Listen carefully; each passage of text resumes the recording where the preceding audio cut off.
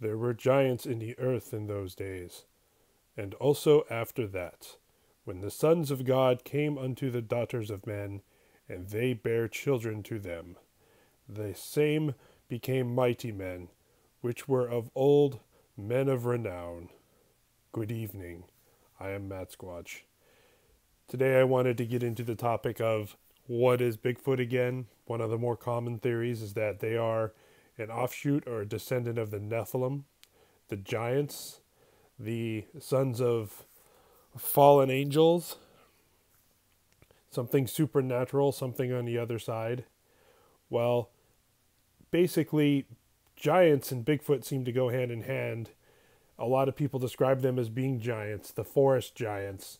Giants, big feet, big foot, 7, 8, 10, 12 foot tall. I would classify that as a giant, twice the size of a human man. Large skeletons have been found over the earth for many, many years, and I've known people who have argued with me on this, but if they look into it, there's other countries show them and display them in museums, but it's covered up here in America and other places. But it has been documented. There have been large skeletons dug up all across the earth, some even as high as 24 to 36 feet. Truly huge giants.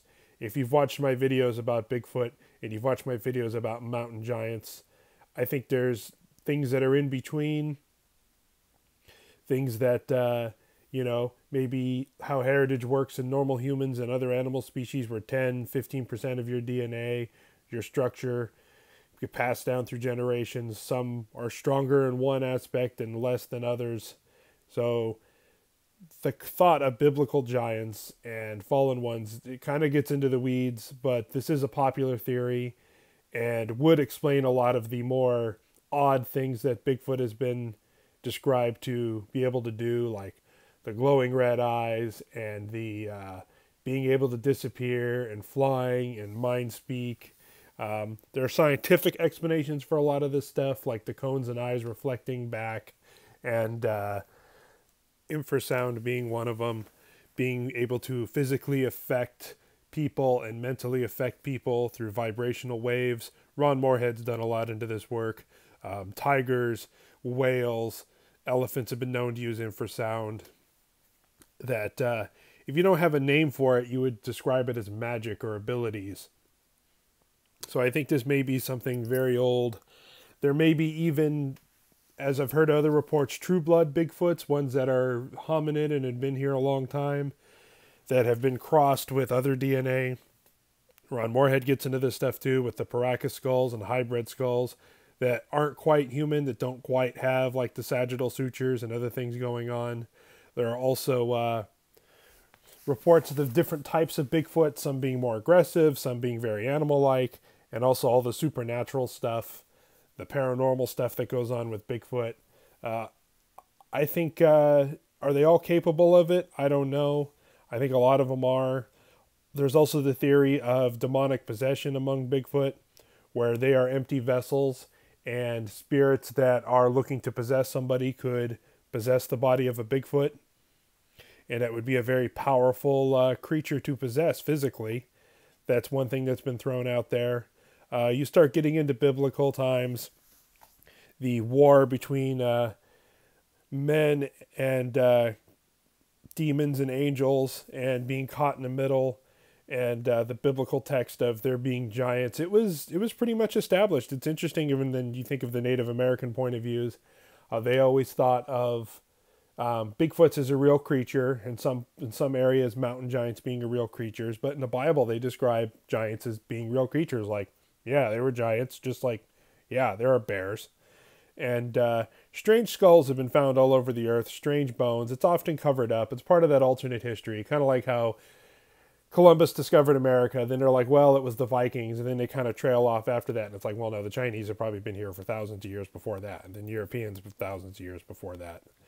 So to me, Bigfoot and mountain giants and dogmen and a lot of these cryptids, they're edging on a lot of historical accounts from Anubis, stone giants, werewolves, to demons, to every culture has them, and they all seem to have kind of a representation to modern times of what we're seeing. The disturbing thing that was pointed out to me when I was listening to a podcast, Sasquatch Chronicles, when he had a guy on there talking about his Dogman encounter, is that he felt that these sightings were increasing. More and more people are seeing Bigfoot, Dogman, and these other creatures. What this means, I don't know. I don't necessarily believe they're Nephilim, although I do think it's a clever historical explanation for what's going on. This is just a very scratching the surface of the subject. Wes from Sasquatch Chronicles has done whole shows on this. He has a great guest. There's way more in depth than this, but just something to think about. A lot of the biblical fallen angel, Nephilim type people, things going on out there has been well documented. Could it possibly be Bigfoot or something in their bloodline? It could be. Who's to say? I know Melba Ketchum's DNA study had some pretty oddities in there, different DNA strands and things that aren't necessarily human. And people threw the results out because, oh, well, they're not human. Well, yeah, they're not human. They're not an ape either. They have ape-like features, like I've discussed in previous videos. They have human-like traits, like I've discussed in previous videos. But there's something about them that aren't quite human. Are they the Nephilim? I don't think they're directly the Nephilim. They may have some descendants. They may have some bloodline in them. Crossbreed, different types, regional variations. Who knows? Thank you very much for watching. Please subscribe. Please like and pass this video along. Please keep the comments civil. I understand that some of the images I've showed were photoshopped with the giant skeletons. They're just there for representations. Please, everybody, stay safe and always keep your eye in the woods.